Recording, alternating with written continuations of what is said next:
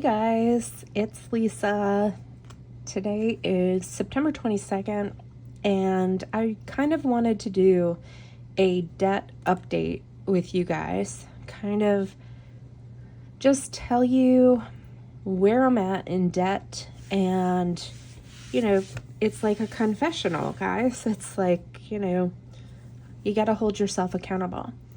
And I started really tracking everything in January. So it's been literally 9 months and some odd days that I've been really honing in and tracking like where I spend money, what I'm doing with the money that I have that isn't going toward debt.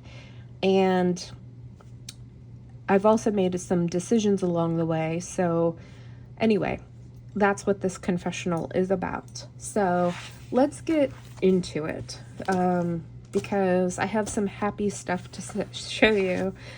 But this is my folder binder where it all started.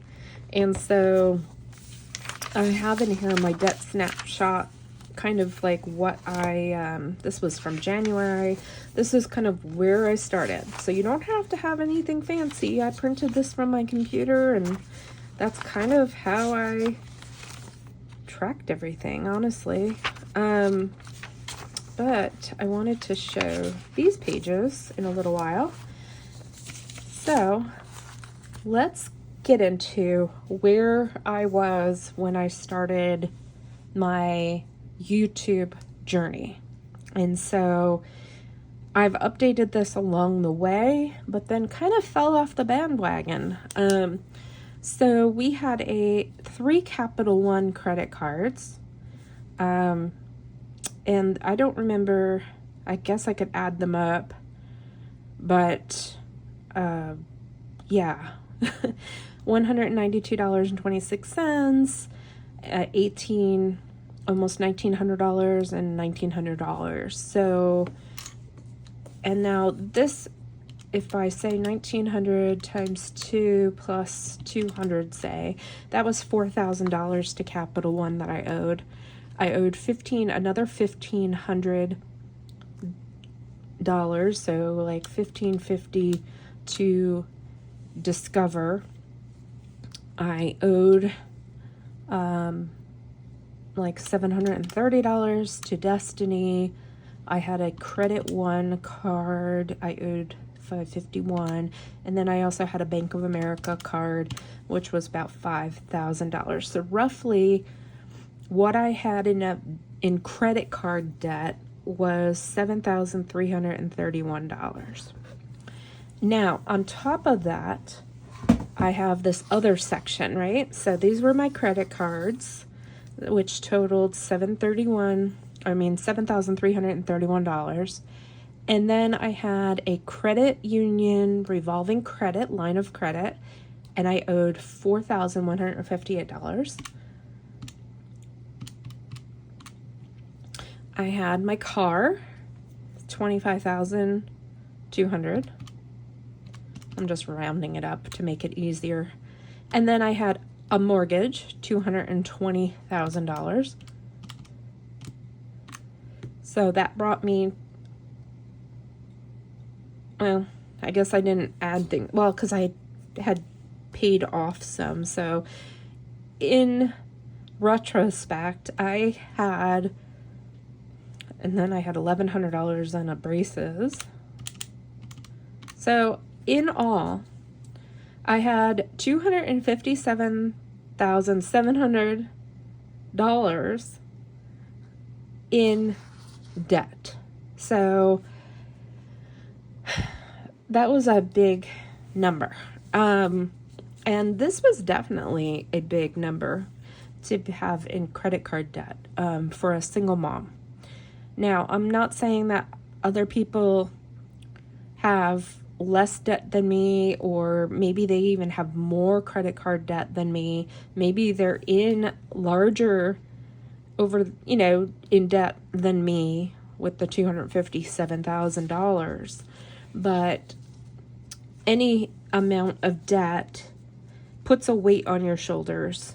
And it's just, this is not necessary. I mean, yes, having some credit, and we'll get into the credit score thing in a different video, but credit scores do matter if you do not have cash to pay. So you do need a credit score, a very good credit score to get a mortgage, to get a car, low interest, things like that. Because these interest rates, if you notice here, I was paying almost 30% interest to these credit card companies.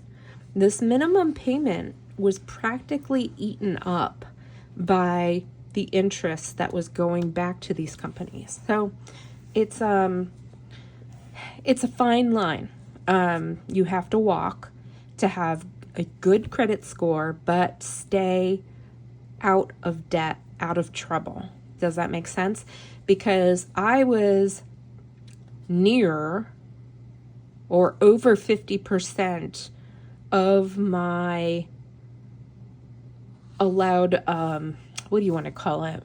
The amount that they give you. So that was hitting my credit score negatively, because you should stay below a certain amount. I think it's 30% below the amount that a company is going to loan you. So to have it report extra positively on your score, besides making timely payments.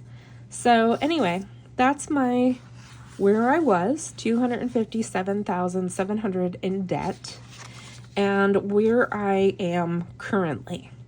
So I made a huge decision, and this decision was solely based on the fact that I was paying all of this money to other companies.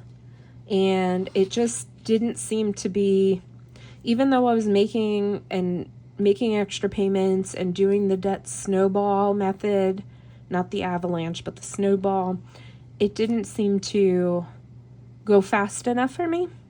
So I wanted, and this weight that was on me, I wanted to get it off. So I made a decision, and that was to take a 401k loan out through my 401k. Now, a loan on your 401k is different than a withdrawal. Withdrawal, you are penalized. A 401k loan, there are pros and cons to it. And, if you have questions about that, you can contact me.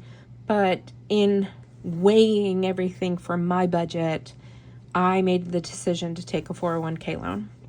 And I paid off all of this, and I paid off my revolving credit. I paid off my braces, and now I have mortgage and car left. And so you'll see here that I am also listing the 401k loan as debt, because this payment is taken out of my paychecks. So car, I owe currently $22,000, $22,324. The house, I owe $190.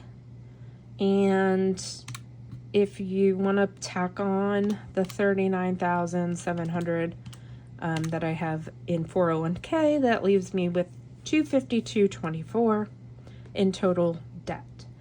And we started off at the $257,000. So that means that I paid down $5,693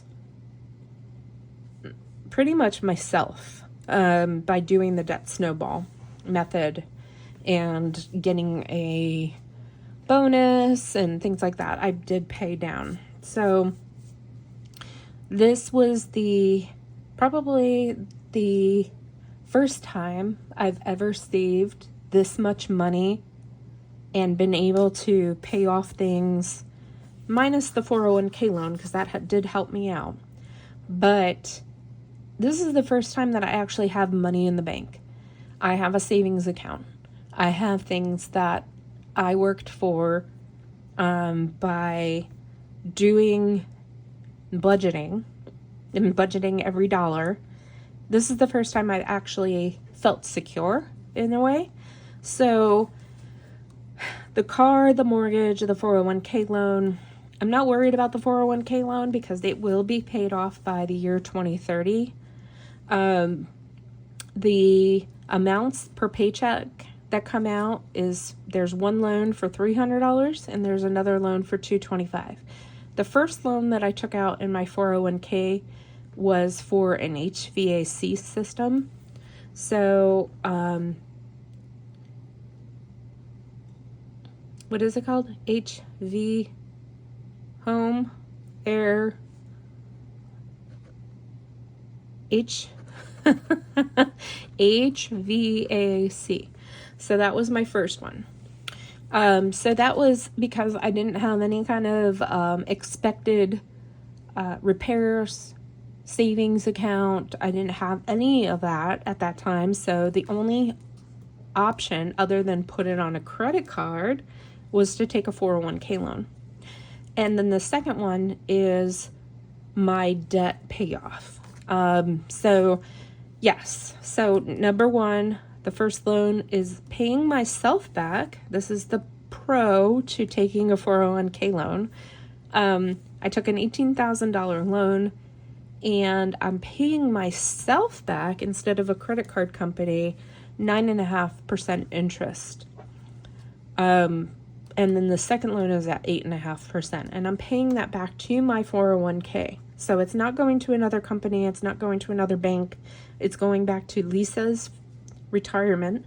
And so I feel better about this than I did this, because this was not helping me any. Now, like I said, I'll get into the pros and cons of a 401k loan. Like if the market is going really, really well, you can do better than what I'm paying myself back. So there are risks like that to consider. But for me and my situation, I felt better about doing it this way. Because I have another account. I have another stock account that I buy stocks, and I have a Roth IRA and I'm doing exceptionally well in that. So I felt okay doing this. It's not for everybody, okay? It does prolong how long you're going to get to your goal in your 401k retirement plan. So it's not for everybody.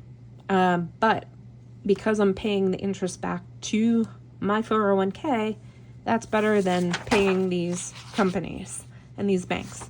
So you have to kind of weigh it for yourself.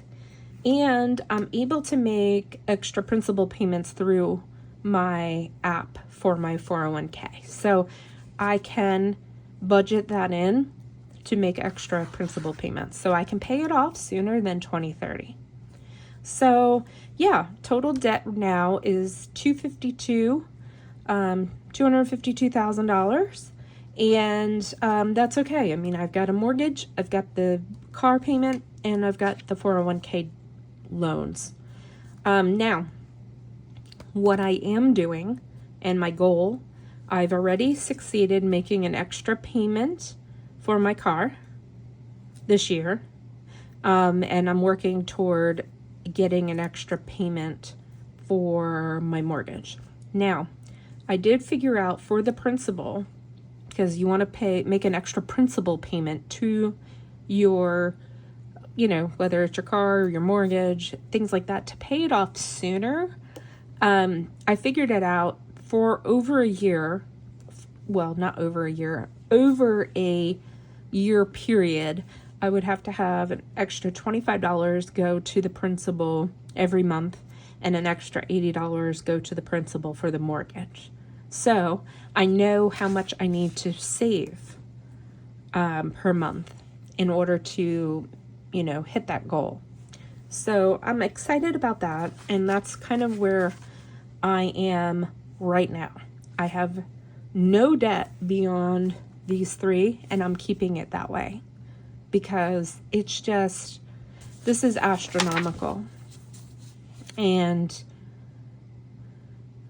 I have no room in my life for that. So yes, I have another payment that I have to, that's taken out of my paycheck, but it is far less than what I was paying here, if that makes sense. So you have to kind of balance it for yourself. I'm not a financial expert whatsoever, and I'm definitely not suggesting to go out and, you know, pull money out of your 401k. Do not do that. You have to talk to somebody. You have to figure it out for yourself. I chose to do a loan for a reason. Withdrawals are too risky. So here's where I started. So I had a Premier credit card, which I closed that account on the 7th of January this past year. And because it had an annual and a monthly fee. And so I paid that off and I closed it. The Bank of America credit card, I had a balance of $449.94. The Credit One credit card, I used my rewards to put it toward the balance, but $1,072 is where we started. Another one for $170-ish. Another credit card for the almost $1,900. My auto loan was at $25,644. What is my auto loan now? I'm at $22,324. So Credit One, I had a $530 balance.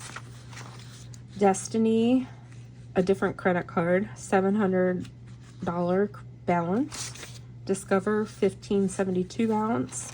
And so, yeah, I mean, that's where I was, and this is where I currently am. So I'm happy with this decision that I made, and I'm happy that I was able to pay off all of that debt, including the revolving line of credit, the braces, and making that extra car payment, paying off all of this other debt, because I did actually pay off some of these things, like the Bank of America one and this Capital One, but I did have some oopsie-daisy moments, and balances were put back on these two cards. So we are not doing that anymore. Credit cards are gone, and we have sinking funds for everything that we would have put on a credit card. So anyway, that's where I'm at. So with that said, we are going to finish out the year strong. And by that means I feel like I've abandoned the paycheck budgeting, and I really need to get back into that because, you know, I still have goals, and I still have, you know, some things that I want to do, like make up extra payment on the mortgage and things like that. And so I want to be able to track that, and I want to be able to get back into this routine of tracking every dollar and making it have, you know, go somewhere. Because if it just sits idle, it gets lost in the flow, if that makes sense, and it gets spent. And I don't want to do that anymore. So anyway, I've got the Budget Mom trackers that I printed out, and I did get a new Happy Planner. So this started in July, so obviously we are way past July, we're into September, but this Happy Planner it's all about monthly goals, and so I really enjoyed this layout because a lot of those other pages in the Happy Planner that I had, they didn't really get used. And so here we are. We're going to be setting up October's because September's almost done. So let's get out the we got the budgeting paychecks here, the tracker. So we are going to set up one for October 1st. And I get paid bi-weekly. And so another paycheck will be on the 15th. And so those are those. And then I do 2 trackers. Why do I do 2 trackers? I do 2 trackers because I have 2 different checking accounts. And so I Zelle myself money. I have a Capital One checking account that I use for my fixed expenses. And then I have my Bank of America credit card, my Bank of America checking, where I pay all my bills out of. So a lot of money stays in here to cover certain things. I Zelle myself money over to the Capital One, and I use that for groceries, gas in the car, things like that. Pet food, things like that. So that's why I do it that way, because I budget a certain amount for those, I guess you would say they're variable expenses, right? So the variables, I Zelle that over, and that's what we work with for those types of expenses, and then everything else flows through the Bank of America checking. So that's how I kind of set that up. And yeah, let's get our hole puncher. So I have a Happy Planner hole puncher for the, it's for the, what do you call this? An 8.5 by 11 size. So it's a little dusty, so I'm kind of wiping it off.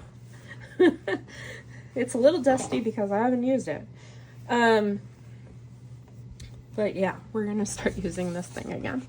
So all you do is you take your sheets of paper, and that's why I love using the big size Happy Planners, because I can just stick these sheets of paper in here, line it up, and punch the holes, and then slip them right into my Happy Planner.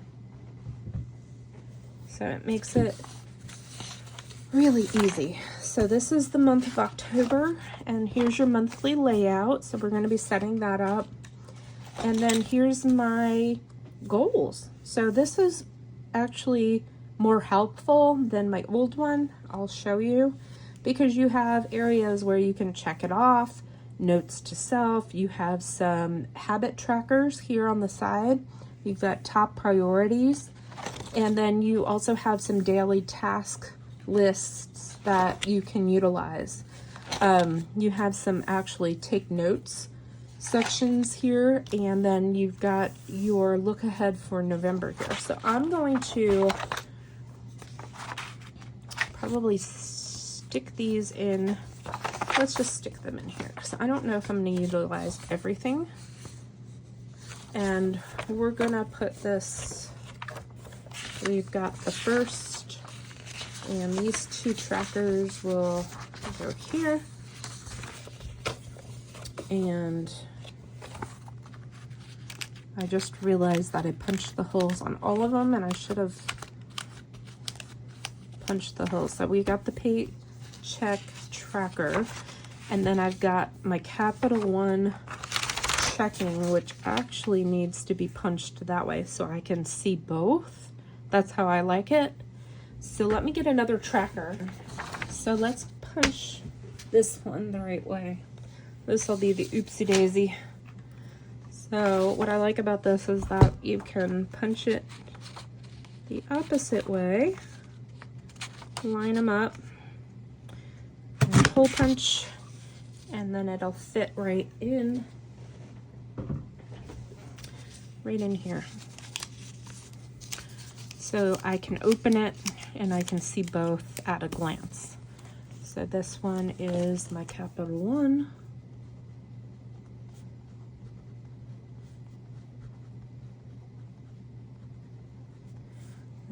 And so, yeah. So everything fixed. Oops. And this is variable. Sorry for my sloppy handwriting. So you can glue these together and just make it one seamless page, but I don't buy the glue anymore. So, you know, I might use a paper clip or something like that, but I don't glue them together. I just kind of know. So here we will write down our paycheck, our inflow, when we get paid on the 1st, which will actually be, what will it be? It will be, do I have a calendar? I don't. I have to get my computer. Hold on. Computer. It'll actually be the 30th that I get paid. But I always just, for easy reference, I just call it the 1st. So the 30th is next Tuesday. So that's that. So we'll be able to write in what our inflow is, what we budget, our fixed expenses, our savings goals, etc. So now, let's move that one out of the way. I did get myself some stickers, which, this is so amazing. So, let your dreams blossom. They have these nice bullet points, these nice areas to write on these larger ones. And I just thought it went well with my new happy planner. So here's the front of it again with the butterflies and moths. And I just loved this. So anyway, we'll be using the stickers again. And it's just really beautiful. So I'm excited to use this. When we set up October, we'll use that. And then I got this, which is something I want to use. It says all the things, and it's the big size, so it'll fit right into my happy planner.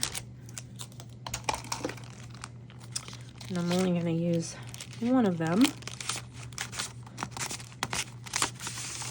Oh, it's all pulling out here. Oops. No, we don't want to do that. Okay.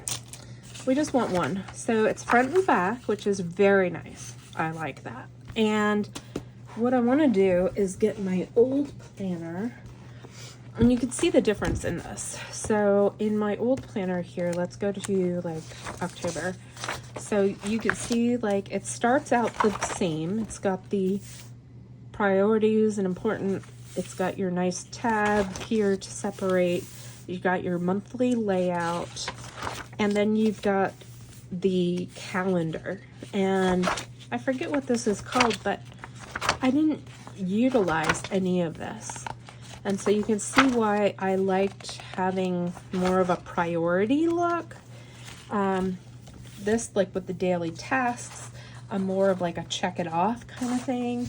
And less of the pages where it's laying out the actual weeks, because I use the monthly spread more than the weekly, if that makes sense, for budgeting. So I liked this version better. Okay. So on the 1st, of course, I split my mortgage up into 2 different payments. So this is the 1st. I'll just put the date here. This is the mortgage. And that is $500. The 1st again, I split my car payment up into 2 payments to make it easier on myself. So car, $263. On the 1st again, automatically debited is my NC 529, which is a college fund for my son. It's $25. The 3rd of the month, my cell phone, I have everyone on my cell phone plan. So my parents, my son, myself, everybody. Cell phone, that's why it's so big. $367. On the 3rd, I have internet, which is $61. Amazon Prime, I gotta look up where that hits because I did take that monthly payment and add it to a credit card that then gets paid. But for right now, we're gonna add it on here.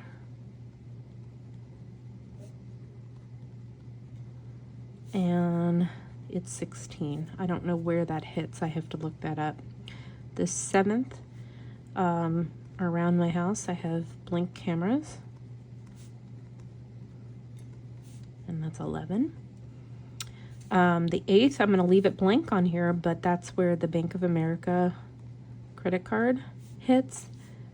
And then on the 13th, I have DirecTV, which is 103. So I'm going to leave space, but then on the 15th, we have the mortgage again, and that's 500. We have the car again, it's 263. We have the NC 529 again, which is 25. And then the 17th, I've done something different. Walmart Plus, I don't think this comes out anymore, but I will put it on here anyway because I believe I did a yearly subscription instead of the monthly because it saved me some money. The 19th, I'm going to leave it here, but these are the Capital One credit cards. And I don't owe anything. Credit One, I'm canceling. Then I have a debit for, I don't know where that comes out of. Alexa. It's for sleep. I use a sleep app and it's $2 a month. Then I have Carowinds. I pay monthly. Carowinds, which is an amusement park near me, and my son and I have yearly passes. And then, hi Zach. My son just barged in. I did not barge in. You did.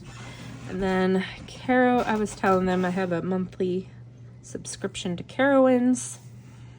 And then I have... You have one. I don't. I don't got a monthly subscription. No, you don't. I pay for it. Oh. Carowinds, Alexa, Ancestry. And to keep my tree in Ancestry, I believe I have to pay $20 a month for that. Payment for Discover is blank because we paid that debt off. And then I have another automatic withdraw, and that is 30. So this is my little cheat sheet. I'm going to put it in here so that way when we do the October budget, this will be all ready to go. I will figure out what I owe, where this Amazon Prime comes out of, what credit card I put that on. And yeah, so then we have some extra space on the back if we need to add.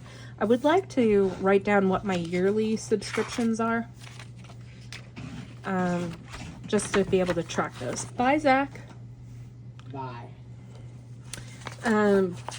Yeah, so we're going to get ready for October. I think that's going to be really nice to get back into the swing of things there. These is what actually, that's a good point too. I have categories. and I was never able to like narrow my categories down to track my bills because I think I got lost in the weeds. I think I just overdid it with the categories. So I think we're set up for October, which is exciting because October is very, very soon. So anyway, thank you guys for hanging out with me today, going through my, oh, I did get this from Happy Planner too. It's the actual big lined notebook. So I will be utilizing this. I love Nightmare Before Christmas, Tim Burton. And anyway, Happy Planner had a big sale, and that's why I purchased these. Otherwise, it's out of my budget. So I'm excited that I was able to snag these, and they were good. So I'm, you know, got the stickers, I've got these, all the things, the big size that fits in there. And so, yeah, I mean, I just think to spruce it up and, you know, go into fall and winter using these things. So, and get back to the basics, get back to budgeting. So anyway, thank you guys for listening. Thank you for cheering me on all year long so far. Thank you for, you know, just being my accountability.